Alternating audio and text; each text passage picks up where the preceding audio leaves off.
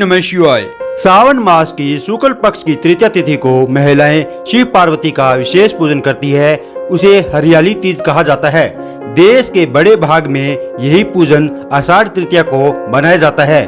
उसे हरितालिका तीज कहते हैं। दोनों में पूजन एक जैसा होता है, अतः कथा भी एक जैसी होती है। हरियाली तीज की कथा। शिवजी ने पार्वती को उनके पूर्व जन्म का स्मरण कराने के लिए तीज की कथा सुनाई थी। शिवजी कहते हैं, हे पार्वती, हिमालय पर मुझे वर के रूप में पाने के लिए घोर तप किया था। अन्न जल त्यागा, पत्ते खाए, सर्दी गर्मी बरसात में कष्ट सहे। तुम्हारे पिता दुखी थे। नारद जी तुम्हारे घर पधारे और कहा, मैं विष्णु जी के भेजने पर आया हूँ। वह आपकी कन्या से प्रसन्न होकर विवाह करना चाहते हैं। अपनी राय बताएं। पर्वतराज खुशी से तुम्हारा विवाह विष्णु जी से करने को तैयार हो गए। नारद जी ने विष्णु जी को यह शुभ समाचार सुना दिया, पर जब तुम्हें पता चला तो बड़ा दुख हुआ।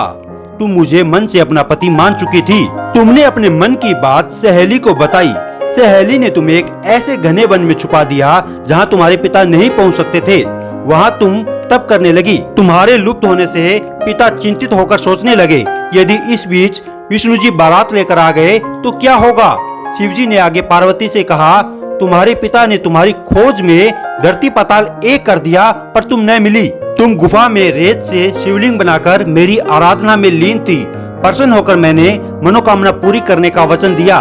तुम्हारे पिताजी खोजते हुए गुफा तक पहुँचे। तुमने बताया कि अधिकांश जीवन शिवजी को पति रूप में पाने के लिए तप में बिताया है।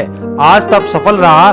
शिवजी ने मेरा वरण कर लिया। मैं आपके साथ एक शर्त पर घर चलूंगी, यदि आप मेरा विवाह शिवजी से करने को राजी हो। पर्वतराज मान गए। बाद में विधि विधान के साथ हमारा विवाह किया।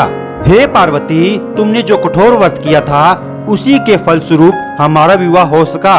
इस व्रत को निष्ठा से करने वाली स्त्री को मैं वनवांछित फल देता हूँ। उसे तुम जैसा अचल सुहाग का वरदान प्राप्त हो। वीडियो अच्छी लगी तो लाइक करें और कमेंट में हर हर महादेव लिखें और चैनल को सब्सक्राइब कर बेल आइकन दबा दें। धन्यवाद।